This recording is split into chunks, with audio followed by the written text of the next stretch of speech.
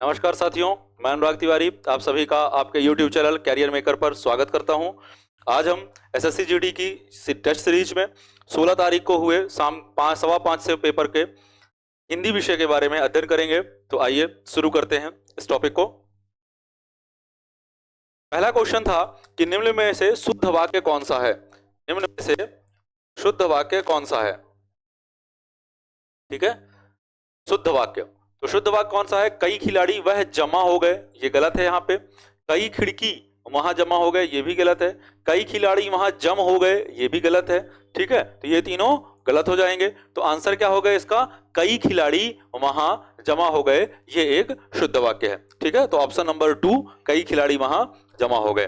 दूसरा क्वेश्चन है कि निम्न विकल्पों में से कान भरना मुहावरे का अर्थ क्या है? तो कान भरना मुहावरे का क्या अर्थ है? सम्मान करना नहीं, भलाई करना बिल्कुल नहीं, निरादर करना ये भी नहीं। ठीक है ना, तो आंसर क्या होगा इसका? ऑप्शन नंबर फर्स्ट, बुराई करना। क्या होगा? ऑप्शन नंबर फर्स्ट, बुराई करना। ठीक है, चलिए अगला क्वेश्चन है, निम्न विकल्पों में से किस एक वाक्य में विशेषण का उचित प्रयोग किया गया है? किस एक वाक्य में विशेषण का मतलब क्या है? विशेषता बताने वाले शब्द। क्या होगा? विशेषता बताने वाले शब्द। ठीक है ना, विशेषता बताने वाले शब्द। तो उसका घोड़ा सुंदर है, रमेश घर में है। रमेश घर में है, इसमें कोई विशेषता नहीं हो रही। मोहन गांव में रहता है, इसमें भी कोई विशेषता नहीं है। सोहन प्रयागराज में है, ये सब अपनी अपनी जगह पे एक जैसे स्टेटमेंट है। लेकिन आप ऑप्शन नंबर फर्स्ट को देखिए, उसका घोड़ा सुंदर है। कैसा है? सुंदर। तो ये घोड़े की क्या हो गई? विशेषता हो गई। क्या हो गई? विशेषता हो गई। ठीक है ना, और विशेषता बताने वाले शब्द क्या कहलाते हैं? विशेषण कहलाते हैं। क्या कहलाते हैं? विशेषण कहलाते हैं। ठीक है, तो इसमें आंसर क्या हो जाएगा? ऑप्शन नंबर फर्स्ट, उसका घोड़ा सुंदर है। ठीक, चलिए अगला क्वेश्चन है कि निम्न में से कौन सा एक आकर्मक क्रिया का उदाहरण नहीं है? आकर्मक क्रिया का उदाहरण नहीं है। ठीक है ना, तो कौन सा आकर्मक क्रिया का उदाहरण नहीं है? अशोक हंसता है, ये आकर्मक क्रिया का उदाहरण है। हंसा रोती है, ये भी आकर्मक क्रिया का उदाहरण है। और सोना चमकता है, ये भी अकर्मक क्रिया का उदाहरण है। पहला ऑप्शन जो है कि सीता खाना बनाती है। क्या है? खाना बनाती है। जब आप कभी भी ये क्वेश्चन पूछेंगे कि क्या, क्यों, कैसे, और उसका आंसर आपको मिल जाए, वो अकर्मक क्रिया में नहीं आते। ये कौन सी क्रिया कहलाएगी? सकर्मक क्रिया कहलाएगी। तो ये किसका आंसर हो गया? सकर्मक क्रिया का आंसर होगा। ठीक है ना, तो सीता खाना बनाती है किसमें आ जाएगा? सकर्मक क्रिया में आ जाएगा। ठीक, तो ऑप्शन नंबर फर्स्ट इसका आएगा, सीता खाना बनाती है। अगला क्वेश्चन है, निम्न विकल्पों में से ऐसे स्थान का वास जहां कोई पता ना पा सके, वाक्यांश के लिए एक सार्थक शब्द क्या होगा? जहां कोई पता ना पा सके, यदि आपका कोई पता ना पा सके। पांडवों ने 12 साल का वनवास और 1 साल का अज्ञातवास काटा था। 1 साल का अज्ञातवास। अज्ञातवास मतलब एक ऐसा जगह, एक ऐसा स्थान जहां पर किसी को पता ना चल सके कि आप कहाँ हैं। ठीक है ना, तो इसको क्या कहेंगे? अज्ञातवास कहेंगे। जहां कोई पता ना पा सके उसे हम क्या कहेंगे? अज्ञातवास कहेंगे। निवास का मतलब जहां हम निवास करते हैं, सबको पता होना चाहिए। दूरस्थ मतलब बहुत दूर की जगह। निकटवास मतलब जहां कोई भी निकट में वास करे, निकट में रहे, उसे कहते हैं।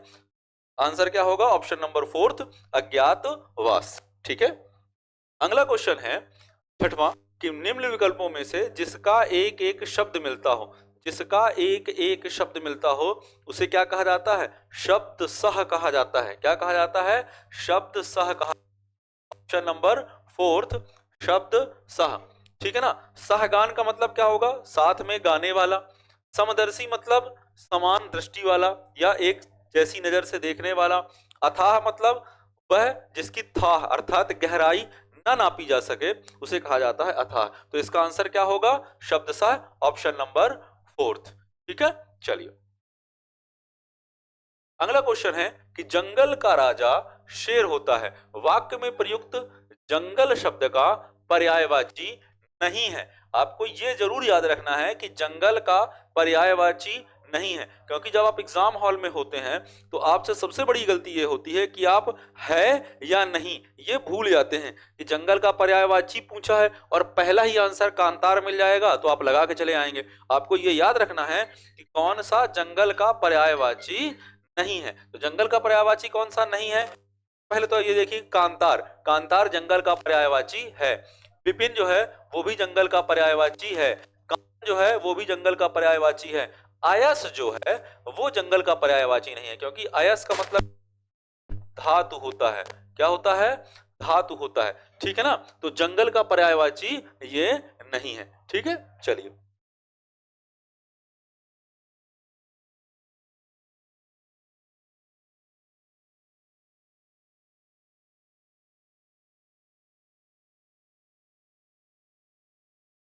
निम्न वाक्य में रेखांकित खंड के स्थान पर प्रयुक्त होने वाले सबसे उपयुक्त विकल्प का चयन कीजिए। किसका चयन करना है?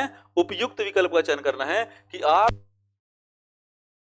क्या होगा, ये कितनी नहीं बजते हैं, घड़ी में कितने बजते हैं, कितने बजते हैं। ठीक है, तो इसका ऑप्शन नंबर फर्स्ट हो जाएगा कि आपकी घड़ी में कितने बजे हैं। ठीक है, चलिए अगला क्वेश्चन है कि रेखांकित में से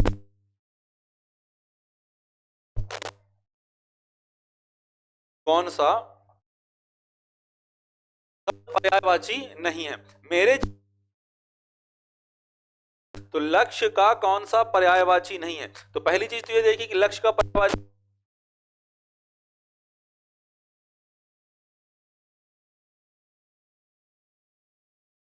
भवन, तो इसका सही आंसर क्या हो जाएगा? भवन। ठीक है ना, लक्ष्य का पर्यायवाची नहीं है।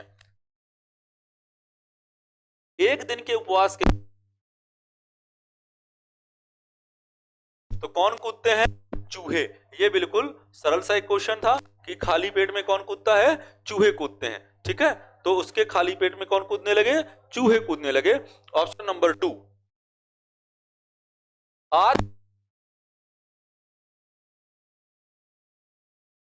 कहा जाता है आद्योपांत।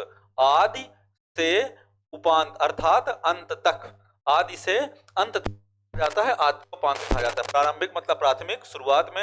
अभ्याख्यान मतलब अभ्यास से जो आख्यान निकलता है उसे अभ्याख्यान कहते हैं। आपाद मस्तक मतलब लेके सिर तक। ठीक है, तो ये उनके अलग अलग मतलब है। तो ये आंसर क्या होगा प्यारे बच्चों? ऑप्शन नंबर बी, आद्योपांत। 13 नंबर है कि करके रिक्त स्थान की पूर्ति कीजिए। ऊपर से सोने का भाव स्थिर है, ये रेखांकित शब्द है स्थिर। तो इसका जो विलोम क्या होगा? चंचल होगा। क्या होगा? चंचल। तो इसका आंसर क्या हो जाएगा? ऑप्शन नंबर फर्स्ट, चंचल। उपकरण के एकार्थी शब्द का चयन कर निम्न वाक्य में रिक्त स्थान की पूर्ति कीजिए। आप सारे उपकरण का अर्थ जो निकले से मतलब शब्द, एकार्थी का मतलब क्या हो जाएगा? समान। तो उपकरण का उदाहरण नहीं होगा, वस्तु नहीं होगा, साधनाओं नहीं होगा। तो आंसर क्या होगा इसका? ठीक है ना, आप सारे उपादानों, ऑप्शन नंबर फर्स्ट। तो क्वेश्चन नंबर 30 का आंसर होगा ऑप्शन नंबर फर्स्ट। ठीक है ना, उपादान। 14वां क्वेश्चन है, राज झांकियां वापस गई है, वापस गई। याद रखिए, यदि कोई चीज लौटी है या वापस गई है तो उसका दोनों का मतलब एक ही है। यहां पे एक ही चीज को दो बार लिखा गया है। या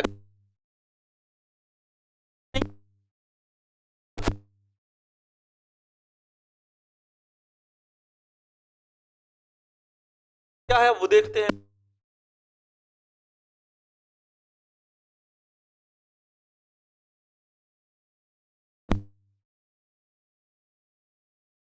दूसरा है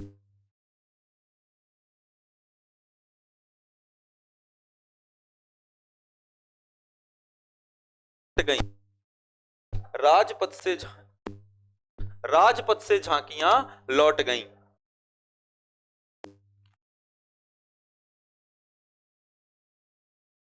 वह चारपाई पर बिछा दिया। ये वह चारपाई में बिछा,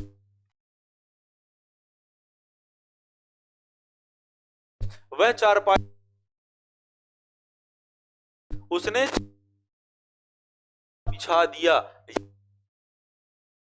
ऑप्शन नंबर 4 का आंसर नंबर 4, उसने चारपाई पर बिछौना बिछा दिया। ठीक है, चलिए अगला में कुछ शब्द और दिए गए विकल्पों की रिक्त स्थानों। पहला है कि प्रत्येक संख्या के लिए सबसे उपयुक्त विकल्प का चयन कीजिए। कि बुद्धिजीवी से जो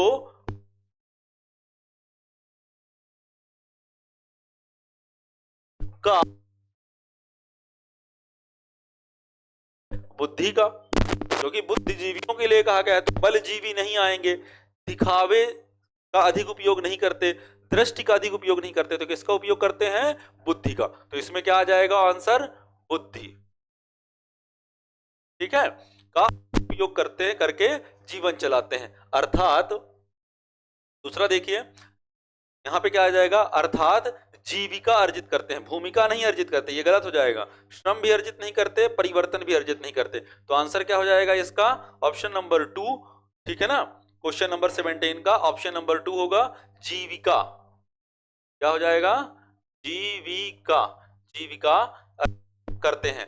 उसके बाद है अगला कि समाज में मुख्यतः 2 प्रकार के व्यक्ति हैं। एक वो जो अपने जीवन में, ठीक है ना, अपने जीवन में क्या करते हैं? शारीरिक श्रम। क्या करते हैं? शारीरिक श्रम, शारीरिक श्रम अधिक करते हैं। और शारीरिक श्रम की अपेक्षा, जो शारीरिक श्रम की अपेक्षा किससे करते हैं? बुद्धि बल से। किस बल से? बुद्धि बल से। इसका आंसर क्या हो जाएगा? ऑप्शन नंबर 4 बुद्धि बल। ठीक है ना, बुद्धि बल का से काम करते हैं। और लास्ट में आ जाएगा कि समाज के लिए दोनों की अनिवार्य भूमिका है। क्या हो जाएगा यहाँ पे? अनिवार्य भूमिका है। इस तरह से ये पूरा भर जाएगा। ठीक है, अब अगर पूरे एक साथ देखें तो क्या होगा कि बुद्धिजीवी से तात्पर्य उन व्यक्तियों से है जो बुद्धि का अधिक उपयोग करके जीवन चलाते हैं, अर्थात जीविका अर्जित करते हैं। समाज में मुख्य 2 प्रकार के व्यक्ति जो अपने जीवन में शारीरिक श्रम का अधिक, और दूसरे वे जो श्रम की अपेक्षा बुद्धि बल से काम चलाते हैं। और समाज के लिए दोनों की अनिवार्य भूमिका है। तो ऐसे ये 5 ऑप्शन इसमें आ जाएंगे एक साथ। ठीक है, आप इसको अच्छे से पढ़ लीजिए और इसे याद कर लीजिएगा। कभी भी ये आपके एग्जाम में टकरा सकते हैं इस तरह के कोई भी एक नया पैरा। यहाँ तक कि आज की हमारी क्लास थी। ये 16 तारीख को शाम 5 बजे, 5:15 से लेके 6:15 बजे का जो टेस्ट हुआ था SSC GD का पिछले साल में, उसका हमने अभी सॉल्व। आगे हमारी क्लास रेगुलर रहेंगी, निरंतर चलती रहेगी। यदि आपको हमारा चैनल अच्छा लगता है तो हमारे चैनल को अधिक से अधिक लाइक और शेयर जरूर। धन्यवाद।